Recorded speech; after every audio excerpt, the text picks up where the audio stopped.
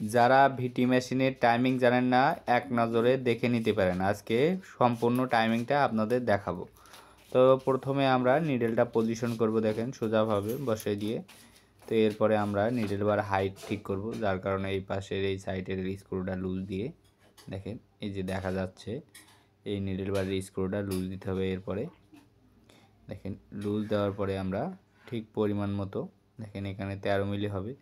তো এইভাবে বাড়ি দিতে দিতে নিডেল বার সম্পূর্ণ আপ করে অবশ্যই এইটা করবেন। দেখেন এখানে 13 মিলি মিলাই দিবেন। এই যে 13 মিলি আপ হবে নিডেল বার। তো এরপরে দেখব যে নিডেল বার প্লেটগুলো খোলার পরে দেখব যে নিডেল বার আসলে অ্যাঙ্গেল হয়েছে কিনা, কোনো দিক বেশি কম বেশি হয়েছে কিনা। সে কারণে দুইটা লুফার লাগাই নিতে হবে।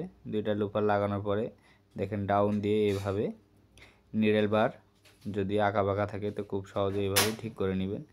তো নেওয়ার পরে অবশ্যই এভাবে এবার টাইট দিয়ে নেবেন, দেখেন সুন্দরভাবে। দেখেন এরপরে আমরা একটা লুফার টাইমিং করব, একটা একটা করে টাইমিং করতে হয়। তো প্রথম আমরা এই বাইরেটা লুফার টাইমিং করব।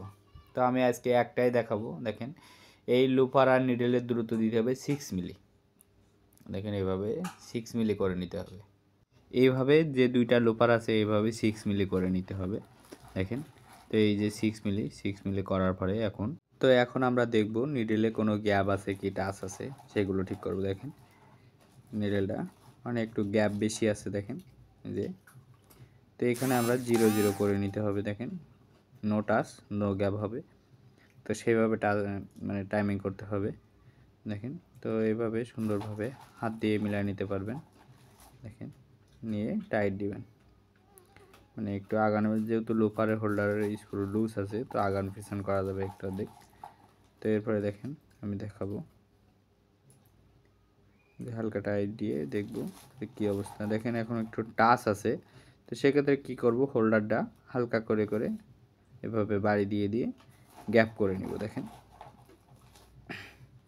তো গ্যাপ করার পরে এখন দেখেন টাইমিংটা নো টাচ নো গ্যাপ, এই যে নো টাচ নো গ্যাপ। তো এভাবে করে এবার হোল্ডারটা টাইট দিয়ে নিব। দেখেন মেজারমেন্ট যদি ঠিক থাকে দুইটার তো সেক্ষেত্রে কিন্তু লুফার নিডেলের আই পজিশনের 1 মিলি উপর দিয়ে যাবে। দেখেন 1 মিলি উপর দিয়ে যাচ্ছে। তো এরপরে আমরা দেখব অ্যাবোর্ডিংয়ের কী অবস্থা। দেখেন অ্যাবোর্ডিংও কিন্তু ঠিকভাবে পাচ্ছে। লুফারের 3/1 কিন্তু অ্যাবোর্ডিং পাবে। এই যে দেখেন দুইটা কিন্তু অ্যাবোর্ডিং একই নিয়মে পাচ্ছে। তো এরপরে আমরা নিডেল গার্ড ঠিক করব। দেখেন এই যে নিডেল গার্ডের স্ক্রু লুজ দিয়ে খুব সহজে এখান থেকে আগানো পিছানো করা যাবে। দেখেন আমার নিডেল গার্ডটা সুন্দরভাবে মেলাতে হবে। দেখেন 0 0 করে দিতে হবে, দুইটা যেন সমানভাবে নিডেল গার্ড পায়, দুইটা নিডেলের জন্য সমানভাবে পায়। এই যে এভাবে আপনারা চেক দিয়ে দেখবেন অবশ্যই। এটা নিডেল গার্ড মেলানো একেবারে সোজা, এভাবে নো টাচ নো গ্যাপ থাকবে। দেখেন এখন নিডেল গার্ড কিন্তু ঠিকভাবে পাচ্ছে। এইভাবে আপনারা খুব সহজে মিলাই দিতে পারেন। তো এবার স্ক্রুটা টাইট দিতে হবে। দেখেন সুন্দরভাবে এভাবে টাইট দিয়ে নেবেন। তো এরপরে দেখেন আমি সব কিছু লাগাই দিব, ফিডডক তারপরে নিডেল প্লেট। তো এরপরে চালাই দেখবো অবশ্য আপনাদের সামনে সব কিছু লাগানোর পরে। এখন দেখি চালাই কী অবস্থা। দেখুন আশা করি এইভাবে যদি টাইমিং করেন আপনারাও খুব সহজে এই মেশিনে কাজ করতে পারবেন। দেখেন অনেক সুন্দর সেলাই হয়েছে একবারে পারফেক্টলি। তো ভিডিও ভালো লাগলে অবশ্যই একটা শেয়ার করে দিন।